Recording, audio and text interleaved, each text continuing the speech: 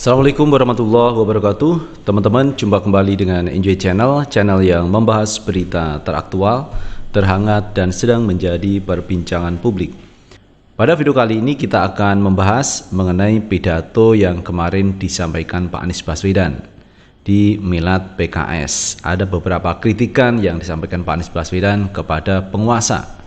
Dan bahkan Pak Anies Baswedan membandingkan teman terkait pembangunan infrastruktur jalan berbayar atau jalan tidak berbayar yang dibangun di era pemerintahan Pak SBY dan pemerintahan yang sekarang. Ini saya pikir kritikan yang luar biasa. Pak Anies mulai berani mengkritik kepada kebijakan pemerintah. Dan tentu saja ini mewakili jutaan rakyat Indonesia yang juga mempertanyakan kebijakan pemerintah sekarang.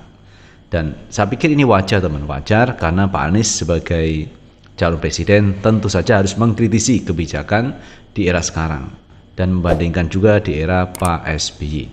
Dan tentunya ketika Pak Anies nanti menjadi presiden, pastinya harus memberikan kebijakan yang berkeadilan sosial bagi seluruh rakyat Indonesia. Nah teman-teman, untuk lebih jelasnya coba kita tonton pidato yang disampaikan Pak Anies Baswedan di Milad PKS.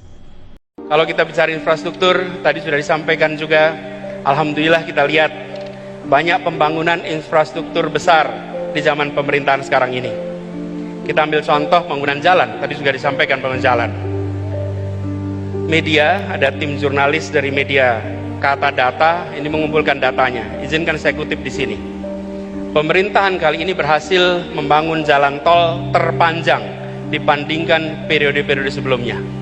63% dari seluruh jalan tol berbayar yang ada di Indonesia itu dibangun di era pemerintahan sekarang. Sepanjang 1.569 km dari total 2.499 km. Itu adalah jalan berbayar. Sedangkan jalan yang tak berbayar, yang digunakan oleh semua secara gratis, yang menghubungkan mobilitas penduduk dari sudut-sudut desa ke perkotaan, yang membawa produk-produk pertanian, produk perkebunan, produk perikanan dari sentra-sentra tempat mereka dihasilkan ke wilayah-wilayah pasar, baik jalan nasional, jalan provinsi ataupun jalan kabupaten, terbangun 19.000 km di pemerintahan ini.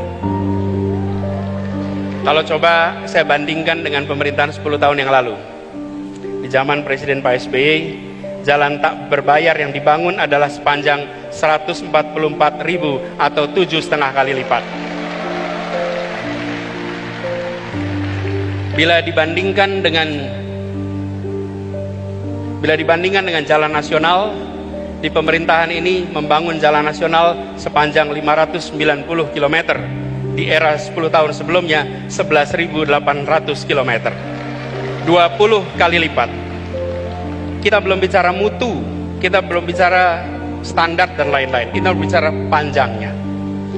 Kedua infrastruktur ini jelas diperlukan sama-sama. Tapi yang perlu kita perhatikan di sini adalah bahwa keberpihakan ketika bicara institusi ekonomi memberikan kesetaraan kesempatan kepada semuanya. Kita perlu memikirkan ke depan institusi yang inklusif, infrastruktur yang menunjang keseharian. Air saja misalnya. Hari ini kita punya air di sini. Susenas 2019 menunjukkan 38% penduduk Indonesia menggunakan air dalam kemasan sebagai sumber air minum. Kalau itu pilihan tidak apa-apa, tapi kalau itu keterpaksaan, maka negara harus hadir menyediakan infrastruktur mikro kecil yang dirasakan oleh seluruh rumah tangga di Indonesia. Kalau kita lihat datanya, sumur ada 21%, pompa air 16%, pipa hanya 10%. Nah itu sahabat Enjoy Channel terkait pidato yang disampaikan Pak Anies Baswedan. Ternyata Pak Anies cukup berani mengkritisi kebijakan pemerintah.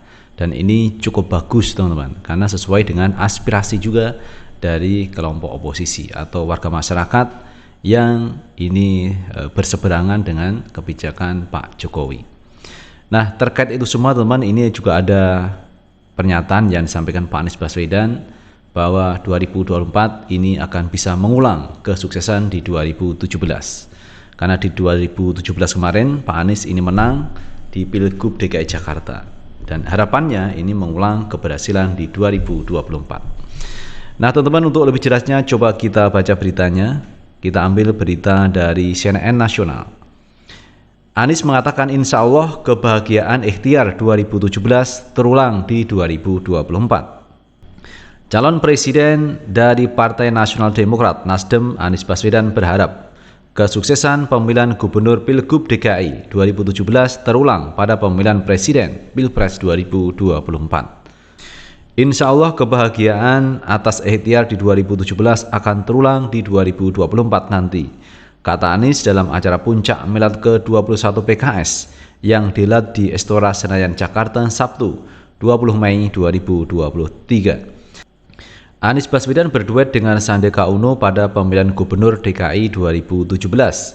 Keduanya diusung dari Partai Gerindra dan PKS, melawan Basuki Cahayapurnama alias Jarod Saiful Hidayat yang gabungan dari PDIP, Golkar, Hanura, dan Nasdem, serta Agus Harimurti Yudhoyono Silviana Murni yang didukung dari Demokrat, PKB, P3, dan PAN.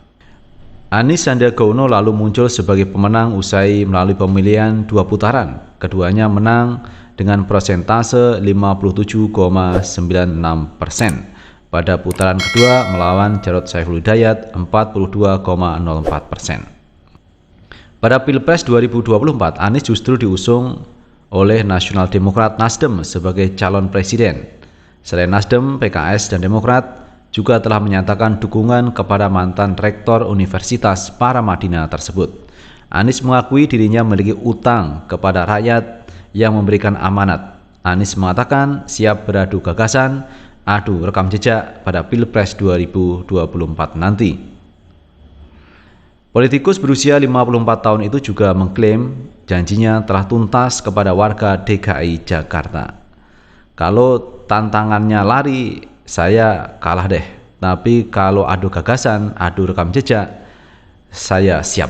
Saya yakin pekerjaan kita berkelanjutan. Alhamdulillah atas izin Allah perjuangan di Jakarta sudah lunas kepada rakyat Jakarta, kata Anies.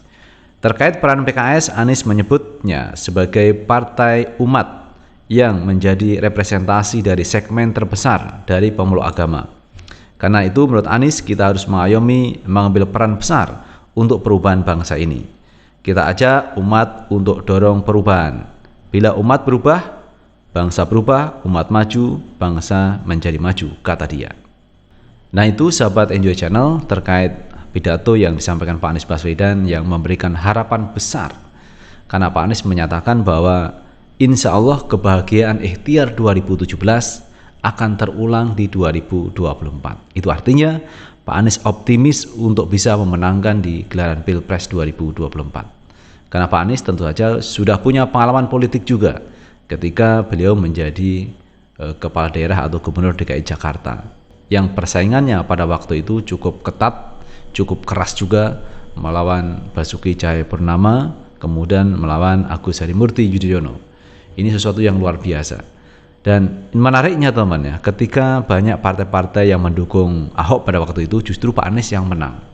Ini menunjukkan bahwa Pak Anies tidak bisa dianggap sembarangan. Tokoh yang punya pengaruh cukup besar di kalangan warga masyarakat yang menginginkan satu perubahan. Berubah tentunya yang lebih baik. Makanya tagline-nya itu kan perubahan dan perbaikan. Selain berubah maka perlu perbaikan. Tetapi kalau saya melihat Pak Anies Baswedan ini punya etikat yang cukup kuat teman untuk melakukan perubahan. Bahkan Pak Anies Baswedan membandingkan jalan yang dibangun era Pak SBY yang jalannya itu dipakai warga masyarakat secara gratis, dan di era pemerintahan Pak Jokowi banyak membuat jalan tol yang berbayar. Jadi kalau kita lewat bayar, tetapi kalau di era pemerintahan Pak SBY membuat jalan itu warga masyarakat gratis untuk lewat. Nah ini kebijakan-kebijakan yang diambil dari dua sosok pemimpin antara Jokowi sama Pak SBY. Lalu bagaimana dengan Pak Anies Baswedan? Pak Anies bisa mengadopsi dua-duanya. Bagaimana kebijakan itu juga berpihak kepada rakyat tetapi juga memberikan insentif investasi kepada pemerintah. Itu sahabat Enjoy Channel yang bisa kita bahas kali ini, dan bagaimana menurut pendapat teman-teman sekalian, tulis di kolom komentar karena komentar teman-teman akan sangat bermanfaat untuk yang lain. Sukses selalu. Assalamualaikum warahmatullahi wabarakatuh.